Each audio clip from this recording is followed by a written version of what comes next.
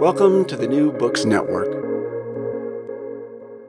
The word narrative is now so frequently heard that some think it overused, although perhaps its ubiquity results from it being so relevant. What used to be thought of as the mundane area of misinformation and disinformation has become one of the most powerful elements of political practice. Tell the right story, it seems, and you get your way. Andreas Krieg has written Subversion, the Strategic Weaponization of Narratives. Welcome to you.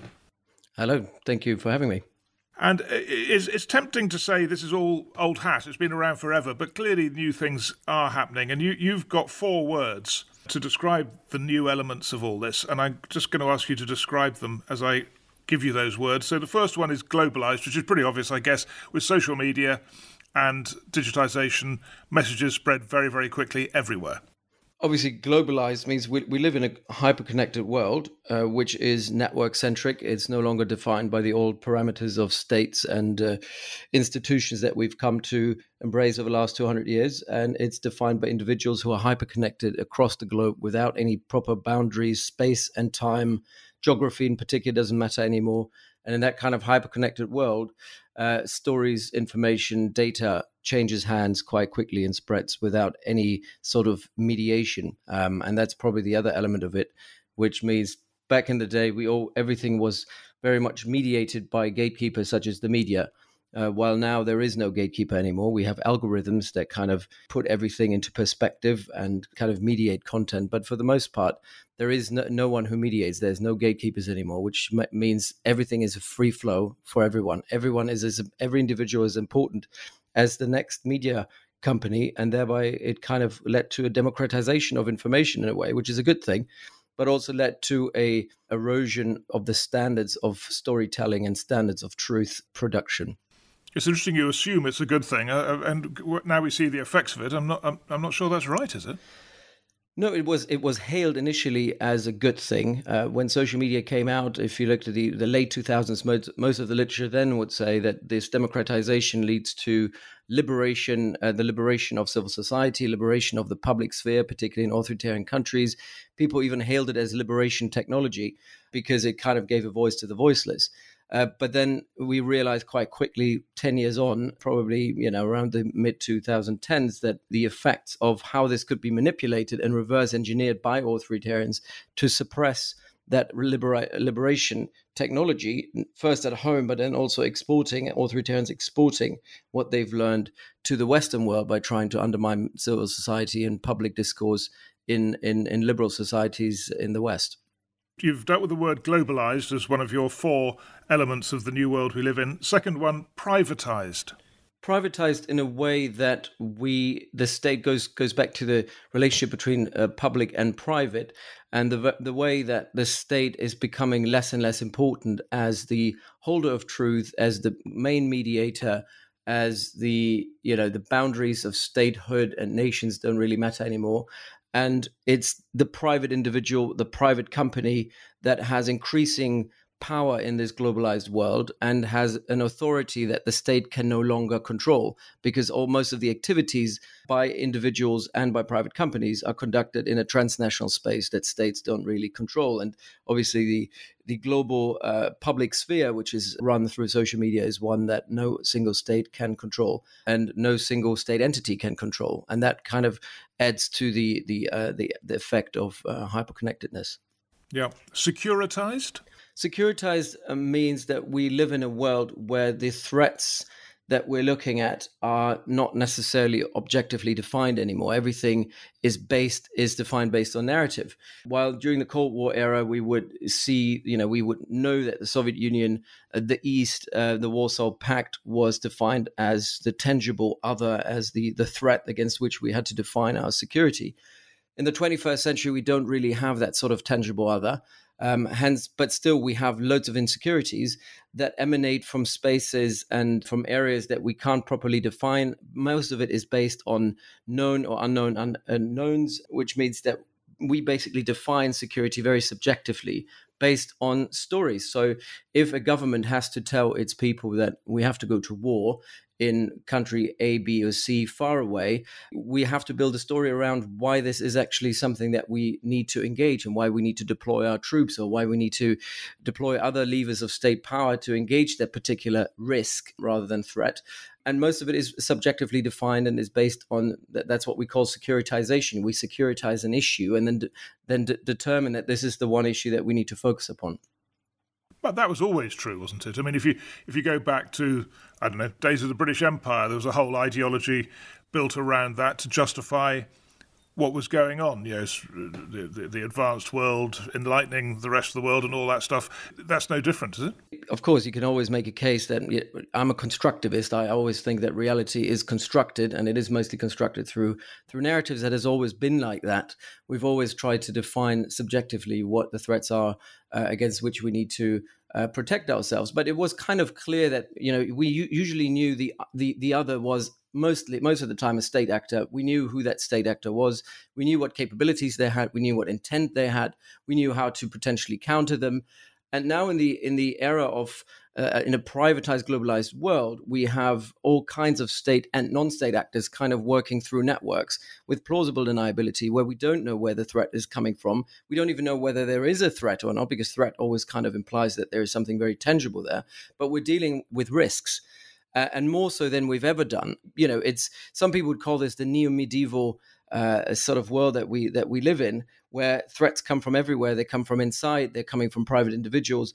And in that kind of network-centric world of the 21st century, it becomes increasingly difficult to really define a tangible other. I think what we're doing now with Russia is very much goes back to some of the parameters that we experienced during the Cold War. But even there, we will have to build a narrative of why Russia is so bad. And we're struggling with that in public discourse. So the securitization element, I think, is becoming more and more important. It has always been there, but it's becoming more important because of the absence of a very tangible existential threat. And the fourth word you've got is a rather inelegant one, mediatized. What do you mean by that? Well, mediatization refers to, the overly, again, the hyper-connected public sphere where everything is based on narratives. Everything is in the eye of the media, particularly when you look at conflict in the 21st century. It's more about the optics of the conflict rather than what's actually happening on the ground. We see that in the war in Ukraine as well. It's not so much about what's actually happening. Is there a counteroffensive by the Ukrainians or not? Have they gained ground or not? It's more about how do you present particular content and information, and it's no longer whether you actually seize the ground, but if you can convince others in that globalized, mediatized environment that you have seized the ground. So everything is geared towards this constant 24/7 public media attention. And in that space, media and social media attention, in that space, you have to constantly build your narrative and you constantly need to present yourself. And the presentation of what you do is more important than what you do.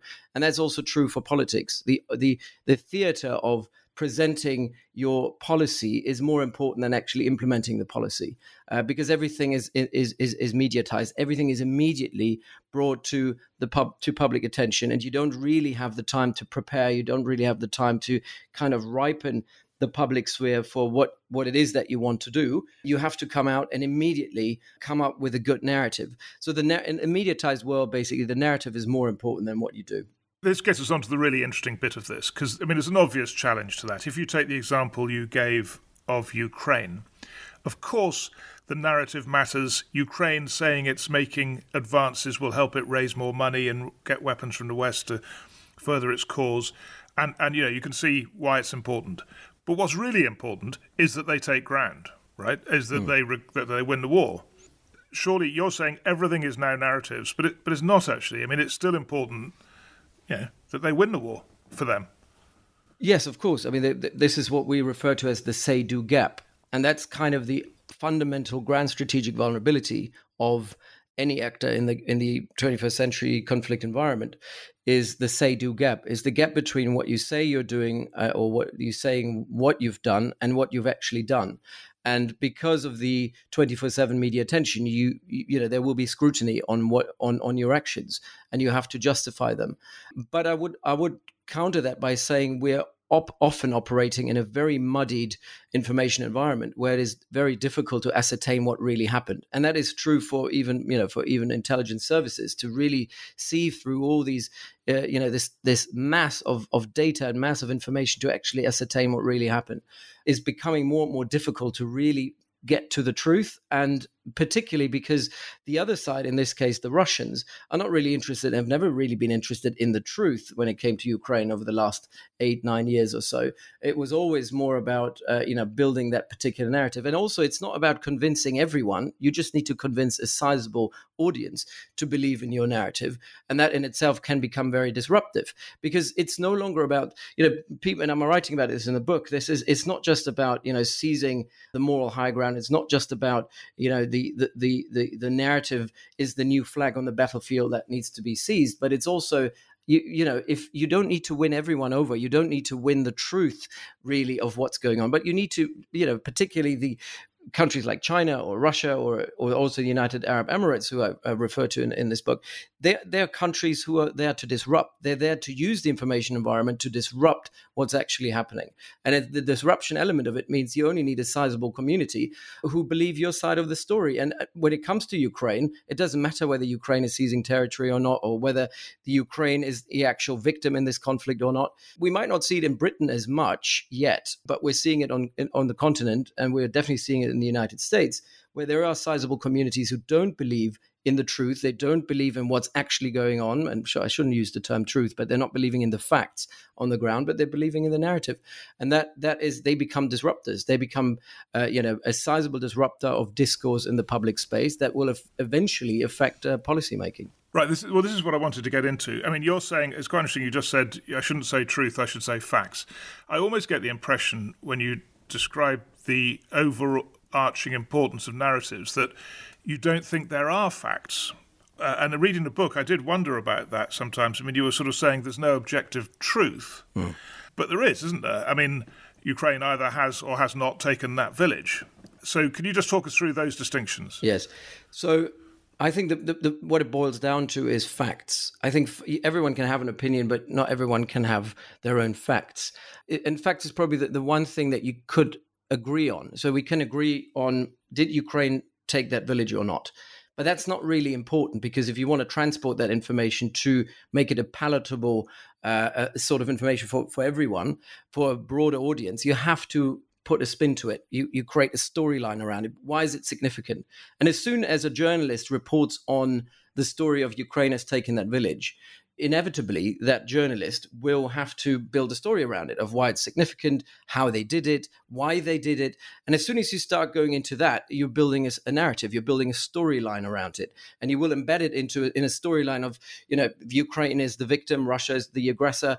So my point being is, as soon as you move away from the pure reporting of the fact of what happened, which is probably just a single sentence, you're building a storyline, and that is then becoming the truth. The truth is then becoming the storyline that builds the truth, and that is something that is always biased in one way or not.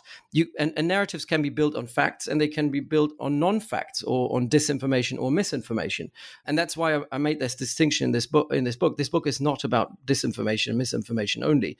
It's about information as well. It's about how you spin facts to make them palatable. And that's what we do. And that's what it's an inherently human thing. As soon as we engage in communication, we put a spin on the information that we trade. Whether you're a journalist, you're a policymaker, me as an academic, as academics, we're supposed to develop objective truth. But, if you write 10,000 words on a particular issue, the angles you choose, the words you choose, the theory and concepts that you use and choose will build a narrative. And thereby you are basically shaping the truth. And it's no longer objective. And hence why I'm saying there is no such thing as objective. If you had to develop a Venn diagram, obviously there are certain things that we can all agree on as humans. But, the more concrete and complex the issue becomes, the smaller that Venn diagram becomes, because there's less and less overlap of what we can agree on. So everyone ends up with their own kind of storyline. Right. So the distinction you're making is between the truth and there's often this phrase, your truth or my truth or their truth or whatever. So that kind of truth and the fact.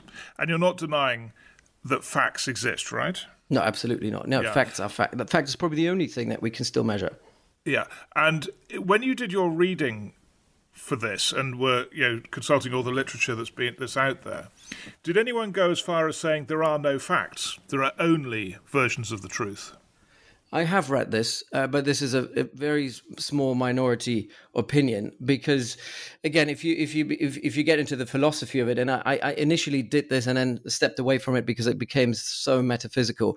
If you agree that everything that we see is always somewhat shaped by the eyes that see, then obviously even the facts and the kind of measuring the facts will be biased and mediated by whoever sees those facts. And hence you could make an argument that nobody will ever see facts in the same way. You will not see the blue of the sky in the same way that I will see the blue of the sky. But that gets too far removed from the actual problem that we're discussing here. So I very much left it to one side because I think the vast majority of the literature agrees facts are facts and they can be objectively measured. I can see where perhaps there's a difference between you and I on this in that you're saying narratives are so important. They're almost all important in constructing the world we live in and what happens. And I would have thought that the facts are more important than you think, I think, from what you're saying. So if you take the vaccine, it would seem to me the most important thing of all is that if you take it, you've increased your chances of surviving and not getting seriously ill. I mean, that's the most important fact about it. That's the relevant fact. It's a fact, and it's very germane to all of us. Whereas the narrative around it, that either it's a brilliant thing and it's a breakthrough of Western science and all the sort of spin, and it's a conspiracy to make us servants of the government or whatever. These various stories that people have built around it. They matter, but they don't matter that much. Certainly not compared to whether you get seriously ill or not or die. Well, yes and no. But now in hindsight, when we look at the rollout of the vaccine across the world, also in this country, I do realize that, and I bought into that narrative as well. I need to get vaccinated, and I need to have the second shot, and I need to have the booster shot. And there was fear mongering going on to an extent, which I bought into. And I had to counter some of those people who were saying, "Oh, I'm not going to take the vaccine because I don't believe in it." It's whatever conspiracy theory people had. But the truth of the matter is that the vaccine, in the end, especially now with all these different variants that we have, the vaccine is no longer as important as it used to be. And you kind of put this in your veins at a time when you probably didn't necessarily have to. I think it made a difference for the first 2 or 3 waves. And it's good that we all did this. But I think what we did there is we only focused on that one fact. We didn't, and I'm talking when I say we, the mainstream media or the mainstream discourse in this country, which was also led by the government, completely didn't really allow anyone to even question it. I think it created a hysteria or a hype around it that was so all-encompassing of saying we have to do it. There's just no way out. This is the only way out of it. That we disregarded, a sizable chunk of the population who disagreed with that narrative. The point is, they were wrong, right? I mean, and it is still needed. If we didn't have it now, the vaccine, there would be a spread of the disease, and more people would start dying again, right? I'm not sure about. I mean, I'm not. I'm not a virologist. I don't know. We don't even know the numbers anymore, and that's the whole point of it. At the early stages, we were measuring day by in, day out how many people got infected, how many people died, and that discourse created, was played on our emotions. It created, a sort of a communal feeling of we need to do something about this. This is again goes back to securitization. COVID-19 was so overly securitized into this existential threat that we were all saying, "Oh, we need to do something about it." I remember the first lockdown. I was scared to even go in the park and walk past people, even if I had 5 meters distance, because I thought, "Oh my God, what if they breathe out when I breathe in," and so on and so forth. So that was it was completely irrational. And it was based on a narrative. It was political discourse. It was political communication. And political communication is based on narratives. The fact is still is vaccines are good and vaccines are working.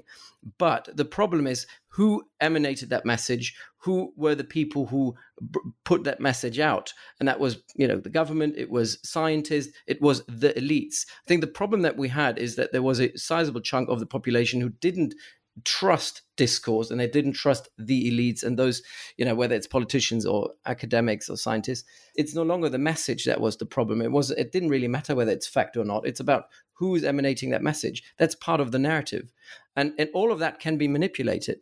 And all of it is being manipulated and has always been manipulated in political discourse.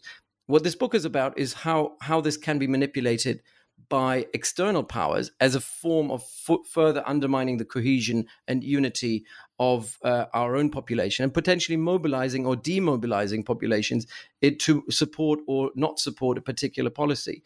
And I think that's kind of the great threat of it, because we're always looking at domestic discourse as being some sort of isolated incident. But what we see the Russians doing, for example, is they were trying to ripen that discourse of people who were skeptical about the vaccines, who were skeptical about the COVID-19 policy in Western countries, and by trying to mobilize them, trying to feed them more disinformation, or and what's worse is actually more doubtful narratives about whether this actually works or not, and thereby creating, maybe not in the UK, but I've seen it in Germany, I've seen it in other European countries, where the people were protesting, and I'm talking tens of thousands of people who are still mobilized, by the way, despite the fact that the pandemic is over. These people are still mobilizing. They mobilized during COVID-19 against the vaccines and against the measures that were taken to fight COVID, who are still, disengaged and alienated by government and alienated by the elites, quote unquote, and who are now unwilling to kind of support any sort of policy. They've become anti-Ukraine war. They became anti-climate change. And in Germany, for example, we're talking about 25% of the population. That's a sizable chunk of people who are all voting for far right or far left parties, who are, going on rallies every other week to support Putin and Russia, and saying, all of it's again the elites who made all this up. Zelensky's part of the same elitist plot, and the same is true in the United States. It's a sizable chunk of people who deny this, and they don't necessarily deny the fact, but they've bought in a narrative and the spin of countering the fact. Agree with all of that, and obviously it's super important, and it's making a huge difference to our politics. And we'll get into how regimes do this and those sort of issues in just a moment. I just want to have one more go at this. I think we've pretty much talked it out, but it would seem to me that while you're placing so much emphasis on the importance of the conspiracy theory and the numbers of people who buy into it, if you take the vaccine example, those significant numbers in West European and in the US population who are skeptical about the benefits of the vaccine and refusing to take it, whether it's from Russian manipulation or however they got there. The fact is that more of them will die than people who take the vaccine. I mean, that's just how it is, right? Yeah, that's fact. And it just seems to me we can overemphasize, anyway, we've said it really, but we can overemphasize the importance of all this other stuff and lose sight of that basic, important, crucial fact for them. But wouldn't you say that over the last, looking at this generation in particular, and I'm seeing it with some of the younger students that are coming in now as well, the narrative is so much more important than the fact.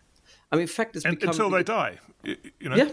But it's the point is that our discourse has moved away from fact so much, and are so obsessed with the narrative side of things, the way things are presented, whether on TikTok or Instagram, it's no longer about fact. Everything is manipulated anyway. The content that you put up is manipulated. The way you present yourself is manipulated. It's more about the storyline that you're trying to build around yourself. It's no longer who you actually are, and that has an impact on discourse as well. I think fact matters less and less, unfortunately. Okay, well, let's get into how you manipulate what people think. And some of it is playing on sort of features of human behaviour, really, isn't it? Confirmation bias, the role of emotions, the role of societal views. Can you take us through some of that on how if you were trying to manipulate public opinion, what sort of features of human behaviour would you be looking at? So I define three vulnerabilities. One is social psychological, one is infrastructural, and the other one is physical vulnerabilities in the information environment. And that kind of defines how information travels. So the first one, the social psychological one, is probably the most important one, is trying to understand your audience and trying to understand where there are potential gaps in your audience or where there are potential grievances in the audience that you're trying to influence. And it's these kind of gaps and grievances that you can exploit to advance your own narratives. And social psychology is immensely important in all of that. You mentioned already some of the cognitive biases there, but there are obviously emotional biases as well, fear, anger. But fear in particular is a very, very powerful tool. Great example of which has been very well researched in social psychology is the run up to the Iraq War in 2003, and the way that fear in America was exploited to kind of, again, do away with facts and ignore facts and even create facts in order to go to war in Iraq, based on the post 9/11 fear of the terrorists are everywhere. And it has allowed us, including in the UK, I mean, the counterterrorism laws that came into effect in the UK post 9/11 have had immense negative impacts on particularly Muslim communities in this country, and we got rid of civil liberties and some of the values that we cherished in this country because of the fear of the terrorists is everywhere. And so fear is a very powerful tool that you can use to kind of plug narratives that otherwise people might not consider to be palatable or that they would otherwise be willing to support. And then obviously confirmation biases are problematic. These are all traits, heuristics, heuristic shortcuts. The way that our human brain works is through heuristic shortcuts, right? Our human brain always takes the road of least resistance, or the route of least resistance. We want to make decisions as quickly as possible, and that way we ignore certain variables and kind of use existing blueprints for decision making that are based on heuristic shortcuts. And these heuristic shortcuts, again, are being shaped by social psychological biases. And some of it is conscious, some of it is subconscious, and we all have it. We always have it. Nothing about it is new. What is problematic is if you put the social psychological biases and these vulnerabilities together with the infrastructural vulnerabilities that we have today. And that is referring to the information environment and how it is being constructed. What are the channels and the nodes and the connections that we use to transport information in the 21st century? And social media is probably the most important part of it, but it's also the media environment. The media environment has very much diversified over the last 30, 40 years with a lot of new channels coming up. And then you had this impact of digital media, which completely turned everything upside down. If you bring together the social psychological vulnerabilities with infrastructural vulnerabilities, you have the worst of all worlds, because the way that social media is designed, the way that the digital media environment is designed, is catering towards our cognitive biases, emotional biases, as well as our difference in worldviews. And it's the algorithms, which are the new mediators, if you will, because we're always saying we got rid of the old gatekeepers of truth, which used to be the media. And now the new gatekeepers actually that came in are far worse, because they're algorithms, right? Oftentimes with AI capabilities that are exposing us to the sort of information that we already want to hear. And they're based on on our preconceptions that we have already, and they just confirm all our biases that we have. And that together provides us with various entry points to micro target individuals. So what if you wanted to address and influence an audience, you just have to tap into a particular echo chamber. You need to understand the echo chamber. You need to understand what their grievances are. You need to understand what their biases are. And you need to find a good narrative that addresses that provides a solution to their grievance, but also does that using the cognitive, emotional biases that this audience particularly has. And you kind of wrap a fact in a narrative that is more palatable to that particular audience. And that's how you start.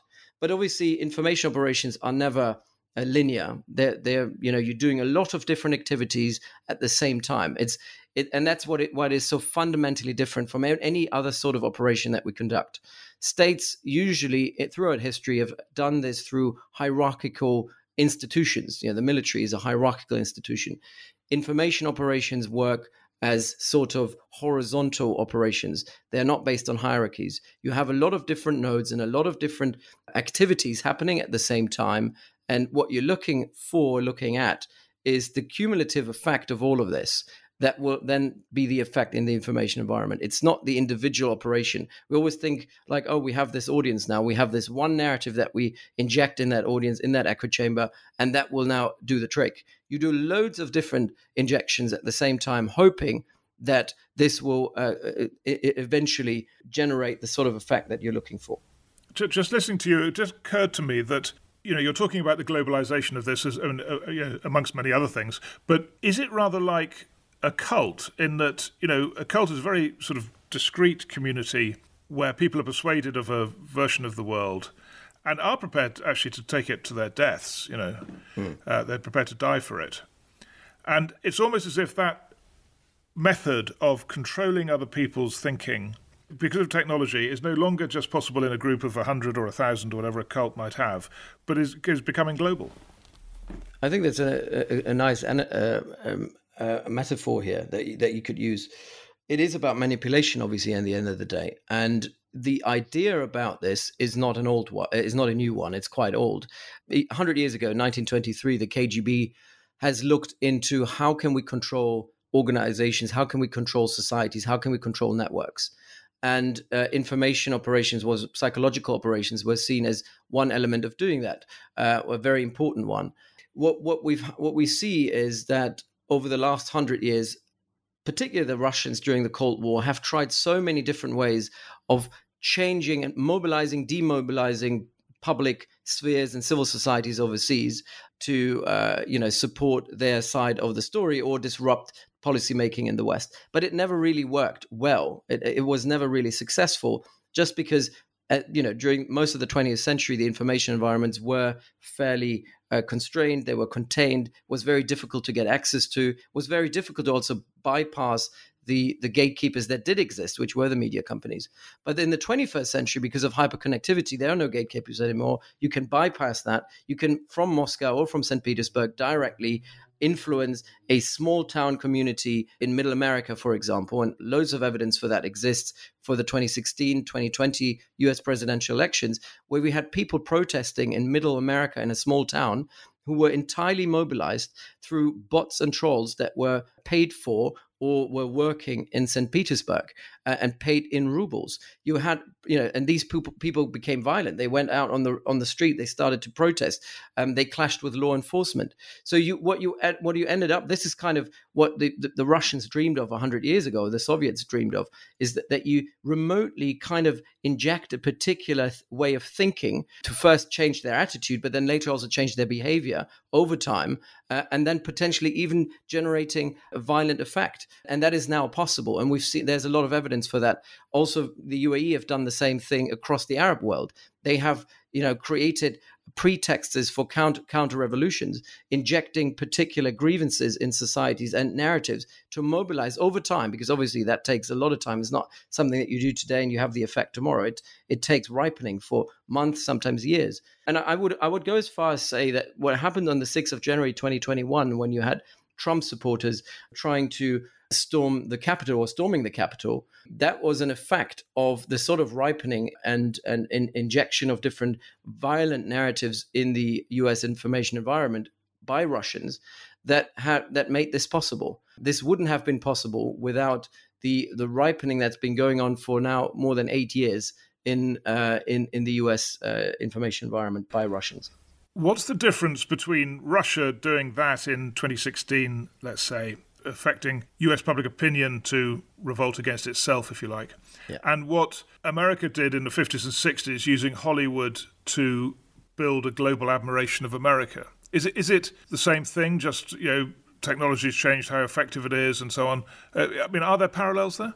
I'm making a distinction here between strategic communication, which is very defensive, where you're trying to talk yourself up, where, every state does that. And, it's lobbying and PR for a government or for a particular state is nothing new. If you're trying to, the whole great campaign that I think was very successful to kind of promote the UK overseas, these things happen, and these things have always happened, and they're not the same thing at all, because you're not trying to undermine the integrity of the information environment, and then also the relationship between society and state, because it's not offensive, it's not weaponized.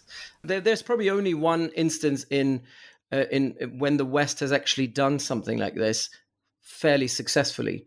And I think that is probably Operation Ajax in 1956 that I also mentioned in the book, where MI6 and CIA ripened public discourse in Iran against a freely elected president who we considered at the time being countering UK-US interests, and then kind of creating mobilization on the streets that then later on the government or the military could exploit to impose authoritarian rule by the Shah. And it used the media outlets, it used public, civil societal outlets very successfully. But it's one of the few cases where it actually worked and where it was successful. The other case study that I'm looking at is the way that the Soviets have used the peace movement in Europe to mobilize people against the positioning of nuclear weapons in Western Europe against the Soviet Union. This movement was organic, but that movement was fed with disinformation and narratives by Russian agents to kind of make and build a particularly strong movement and galvanize that movement to make it so powerful that governments had to respond to it and eventually decided against positioning these missiles in Western Europe. These are probably two case studies that I can think of which were very, very successful, had an impact on policy discourse and on policy making later on. Well, I've often wondered about this. If Putin is sending out messages, organising campaigns to undermine, let's say, the 2016 election, why aren't Western governments doing the same back to him? I mean, that's normally how it works, right? And you do it back, and it's a deterrent, and then he'll be nervous about his elections. Deterrence doesn't really work in this information environment or in the cyberspace for that matter. But if you did ask Putin about this, he would say, we didn't start this. His point of view is obviously for any authoritarian, any sort of information and free information is inherently subversive. And he would say that the support that we provided to the color revolutions in Eastern Europe were a form of subversion and information and psychological operations directed against the Kremlin. So he would always say, you started it, we're just getting better at it. I would also say, obviously, we're not freely talking about it, but there are capabilities that the US and the UK have that we are deploying overseas, but we're not talking about it in a more targeted manner because it is seen as being semi-legal. It's not illegal, obviously, but it's also a lot more difficult to do in a not free information environment. Because if you ask a Russian officer about the information environment and any sort of outlet or agent that could become an agent of Western narratives in Russia is immediately, obviously, incarcerated and taken away as an enemy of the state. So it is a lot more difficult to create these sort of organic movements because public discourse isn't free and there is no civil society, or at least a very small, very contained civil society. So it is a vulnerability that mostly applies to liberal democracies and liberal civil societies. What are Western governments doing that they're not talking about? Well, I mean, the entire support for Ukrainian information operations and PSYOPs has been provided by the US and the UK. I think that the fact that Zelensky is so successful in defending his side of the story and also putting out his narratives on where Ukraine is going, that is an entire infrastructure and a narrative that was built up with the support from the West. So in the Ukraine war, we're providing all the support that we can in that space as well to the Ukrainians. We've done similar operations in the Balkans to kind of then create sort of genuine sort of organic movements that counter Russian operations and Russian information operations by just creating resilience. And I think that's probably the solution that we're trying to use by creating information and psychological resilience within communities that we think are exposed or vulnerable to Russian or Emirati or Chinese information operations. But it's easier said than done because building resilience against this is something that will take, again, years and years. It takes education. It has to start from an early age. And I think we have to start with school children, really, to become more savvy and more wary of the information environment and how information can be manipulated. Well, it seems to me that China may have found another way to do it, not by educating young people about the sort of slipperiness of information, but by controlling the internet. And as I understand it, in each place of employment in China, there's a manager who is responsible for all the social media messaging of the people under him. And if he doesn't get something subversive offline within, I think it's a few hours, he faces penalties. And so there's this astonishing system for controlling what many in the West still think is uncontrollable. But actually it is controllable, and China are controlling it, and it's a great defense for them. Do you think? Yes. So this in chapter 4, I'm talking about how the authoritarians learned from the events of the Arab Spring in particular. And here the UAE is a very good case study because they've taken on Russian lessons and Chinese lessons in how to create a civil society where there is social media, where there isn't a firewall that blocks the internet off in the same way that we have it in North Korea, but it's creating a resilience by basically criminalizing any sort of information that the regime deems as being running counter to their own sort of narrative. They allow discourse, but the discourse is managed by trolls and bots.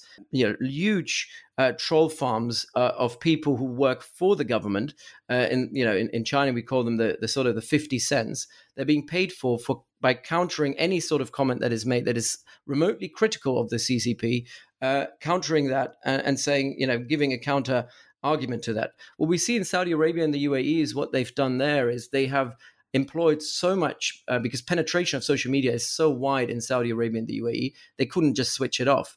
So what they do is they just hire people, trolls, but also have now more and more bots that are AI generated who are engaging in fake discourse. And so what they do is they promote hashtags that are pro-government. So whenever there is a hashtag coming out that might be slightly critical of the government, they come and create a fake hashtag, manipulating the algorithm and basically bombarding what is a fairly small organic discourse with a fake discourse that will then trump the organic discourse, and then thereby sidelining any sort of discourse. So, and then obviously going after people, and then they will use social media to track down the people who posted this, and they will then be taken away. So there's also that deterrent element of that. I think this is probably, and that's why I'm saying liberation technology has been reverse engineered to becoming some sort of dictatorship 2.0, which is working very effectively. China is really doing it very, very well. But obviously that's not the sort of resilience that we're after in the liberal world.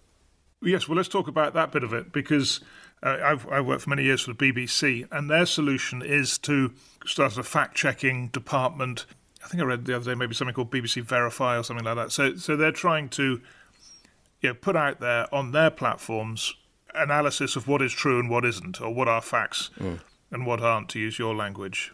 It seems to me it's almost swimming against an impossible tide. I mean, do you think that's an effective response? No.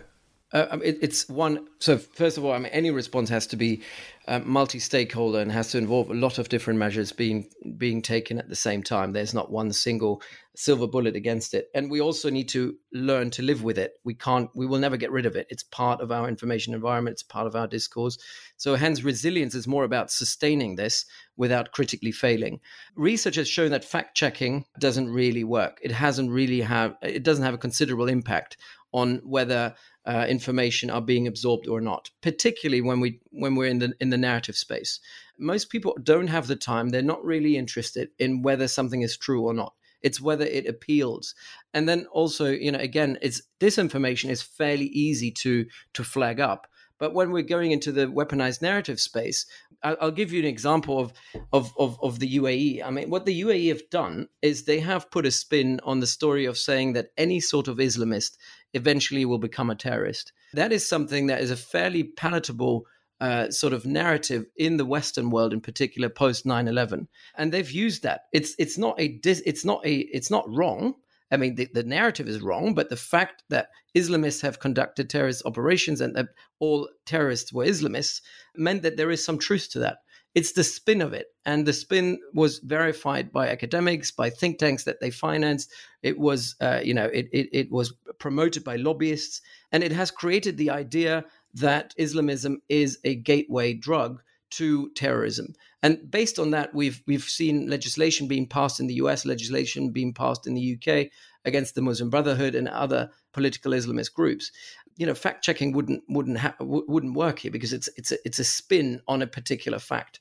So what you need to do is you need to kind of create critical thinking. You need to have a counter narrative, unfortunately, to balance that particular narrative, and that counter narrative then needs to be as palatable as the original narrative. And to make it palatable, again, you need to put a spin on it. So pure facts, by just flagging things up and saying this is disinformation, that doesn't work on its own. It can work when we're talking about hard disinformation.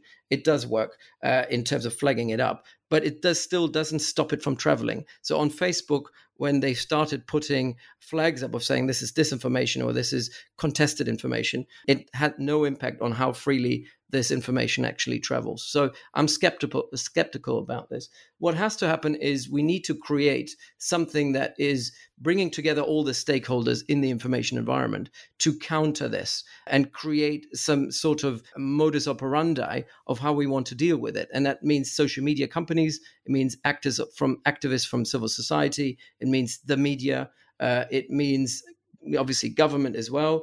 Everyone has a stake in the information environment to come together and decide based on consensus on what we deem to be good or bad information, which is highly problematic in a liberal state and a liberal civil society. But we need to do it because it's a race to the bottom. And we've just seen it over the last 10 years. The polarization in our discourse, in the information environment, has become so toxic that I think it could eventually lead to policy paralysis as well, because it translates into voting behavior. It translates on pressure on politicians and MPs.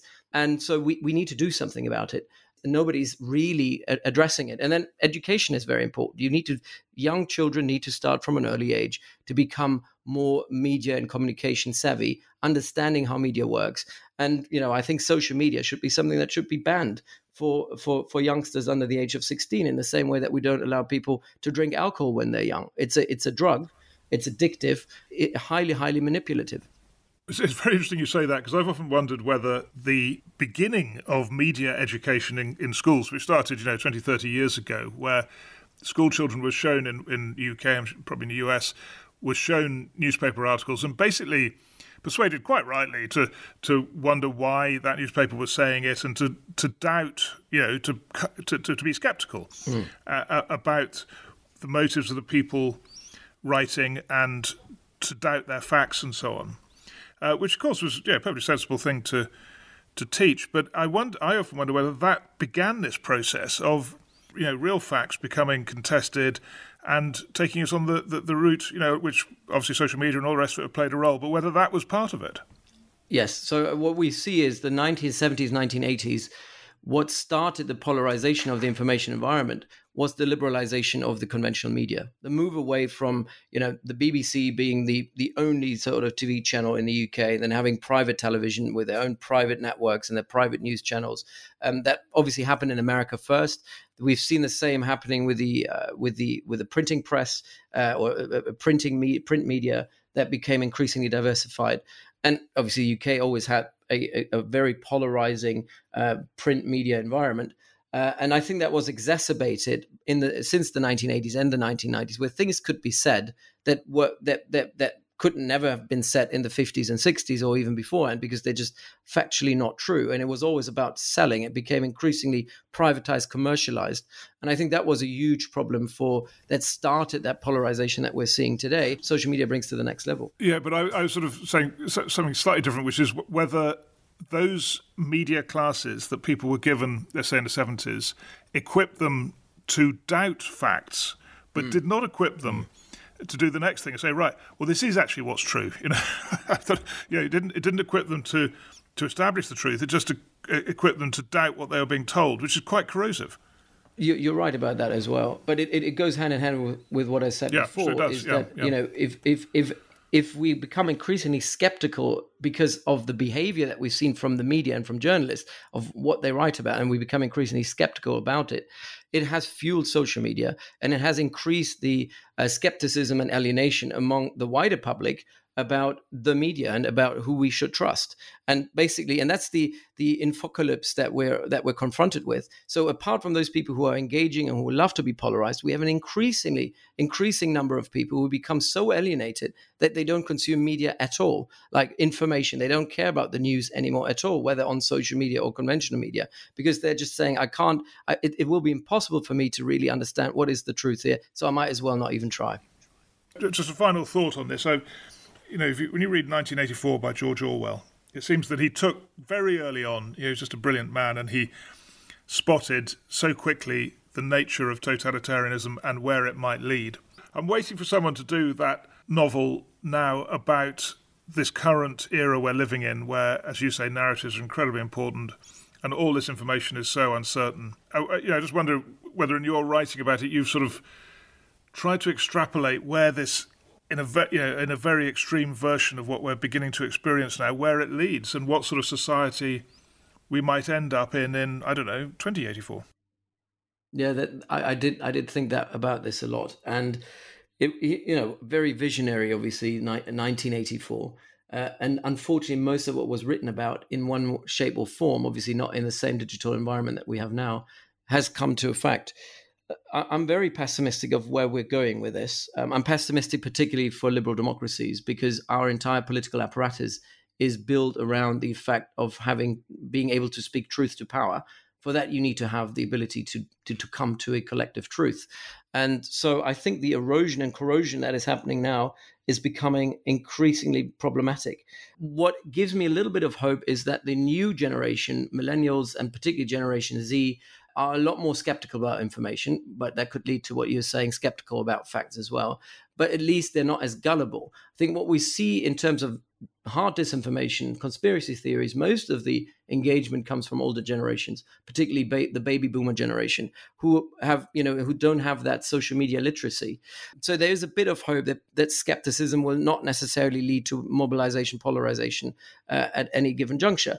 But I fear that government and state, particularly in terms of sustaining, with the purpose of sustaining liberal civil society and the liberal character of our states, that we will see more government or state institutions meddling in that space domestically, just for the sake of keeping the peace. America is always 10 years ahead of where Europe is, or maybe even more. And I think what's happening in America is very, very worrisome. There is no ability anymore for any party to reach a consensus. And that is something that translates not just into policymaking, but even on the streets, people, it completely disrupts the fabric that keeps the society together. So I'm very skeptical about this. And it comes at a time when liberal states anyway are struggling to provide public goods to people effectively. So there's a lot of things coming together, and that creates grievances that can be exploited. So I'm quite pessimistic, actually. One last thought. In a previous interview about QAnon on this series, the author of a book on QAnon made the point that if you want to dissuade a QAnoner of the truth of their QAnon beliefs, the way to do it is to persuade them that they're the victim of a conspiracy theory by the people who run QAnon. Yes. That is, I guess, one weapon against this. Again, yeah, it comes back to the counter-narrative. Unfortunately, some of the counter-narratives we need to develop to defend ourselves will have to use the same mechanics as the conspiracy theory-based narratives that were used in the first place, and that is very problematic. Because how do you ensure that these people down the line will actually become receptive again to normal facts and normal narratives? I'm off to work on 2084. Yeah, good point. Thanks very much, Andreas Krieg. Absolutely fascinating conversation, and the themes you're talking about are so important and so relevant. So we're very grateful to you. Thank you very much for having me.